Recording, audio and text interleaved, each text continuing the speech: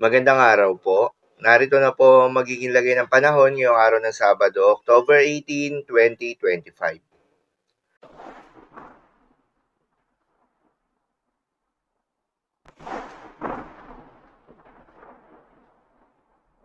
Sa kasalukuyan na tayong sa pag-asa, si Bagyong Ramil nga ay bahagyang humina habang nasa coastal waters ng Northern Samar. Huli itong namataan sa may coastal waters ng Huban, Sorsogon. Taglay ang lakas ng hangin na umaabot sa 65 kilometers per hour malapit sa gitna at pagbugso na umaabot sa 90 kilometers per hour habang kumikilos westward ng mabagal. Dahil nga sa unti-unting paglapit nitong si Bagyong Ramil sa ating kalupaan at paglakas nito bilang tropical storm category, itinaas na rin ang tropical cyclone wind signal number 2 sa may northern portion ng Aurora, Polillo Islands, Camarines Norte, Catanduanes, northeastern portion ng Camarines Sur, extreme eastern portion ng Albay, northeastern portion ng Sorsogon, at northeastern portion ng Northern Samar. Habang tropical cyclone wind signal number 1 naman sa may Ilocos Norte, Ilocos Sur, La Union, Pangasinan, Apayao, Abra, Kalinga, Mountain Province, Ifugao, Benguet, Cagayan, kabilang ng Babuyan Islands, Isabela, Nueva Vizcaya, Quirino, nalalabing bahagi ng Aurora, Nueva Ecija, eastern portion ng Tarlac, eastern portion ng Pampanga, eastern portion ng Bulacan, northern and eastern portion ng Quezon, nalalabing bahagi ng Camarines Sur, nalalabing bahagi ng Albay, nalalabing bahagi ng Sorsogon, Burias Island, Ticao Islands, Northern Samar, northern portion ng Samar, at northern portion ng Eastern Samar.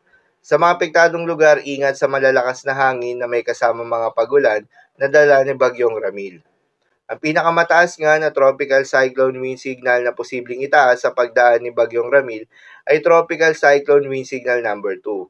Subalit may worst case scenario dahil hindi inaalis ang posibilidad na lumakas pa ito bilang severe tropical storm bago maglandfall.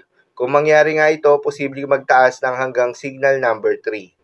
May mga lugar din na posibleng makaranas ng malalakas na hangin na hindi nakasailalim sa tropical cyclone wind signal. Kabilang dyan ang Cagayan Valley, Calabarzon, Metro Manila, Ilocos Norte, Ilocos Sur, Marinduque, Occidental Mindoro, Oriental Mindoro, Masbate, Caluya Islands, Samar, Eastern Samar at Biliran. Dahil din sa epekto nitong si Bagyong Ramil, posibleng makaranas ngayong araw ng intense to torrential rain sa may Northern Samar at Eastern Samar. Habang heavy to intense rains naman sa may Samar, Biliran, Sorsogon, Albay, Catanduanes, Camarines Norte, Camarines Sur, Quezon, Aurora, Quirino, Nueva Vizcaya, Kalinga, Mountain Province, Ifugao at Isabela. Habang moderate to heavy rains naman sa may Cagayan, Ilocos Sur, Apayao, Abra, Benguet, La Union, Pangasinan, Tarlac, Nueva Ecija, Bulacan, Pampanga, Metro Manila, Rizal, Laguna, Oriental Mindoro, Marinduque, Romblon, Masbate, Iloilo, Antique, Capiz, Aklan, Guimaras, Leyte, Southern Leyte, Cebu at Negros Occidental. Sa mga apektadong lugar, muli ingat sa mga posibleng banta ng pagbaha at pagguho ng lupa, lalong-lalo na sa mga lugar na inuulan na noong mga nakaraang araw pa.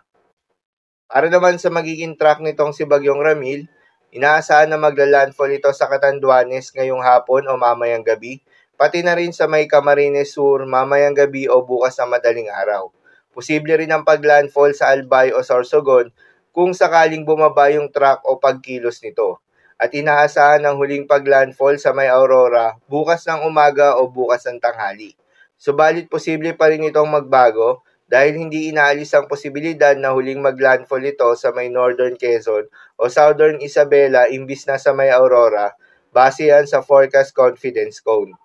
Matapos nga mag-landfall ay babaybayin naman ito ang bulubundukin ng Northern Luzon, lalabas sa coastal waters ng Pangasinan o La Union bukas ng gabi.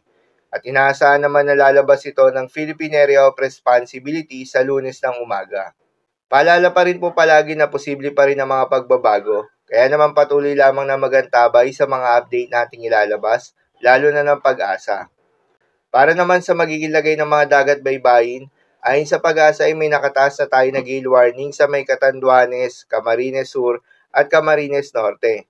Meron din tayong storm surge warning na posibleng makaranas ng 1 hanggang 2 metrong daluyong sa may Albay, Aurora, Camarines Norte, Camarines Sur, Catanduanes, Eastern Samar, Ilocos Norte, Ilocos Sur, Isabela, La Union, Marinduque, Masbate, Northern Samar, Pangasinan, Quezon, Romblon, Samar, Sorsogon at Zambales. Kapag ganitong may gale warning at storm surge warning, payo ng Pag-asa ay bawal munang pumalaot yung mga kababayan nating mangingisda at yung may mga maliliit na sasakyang pandagat. So, lamang po para sa lagay ng panahon ngayong araw ng Sabado. Keep safe, everyone.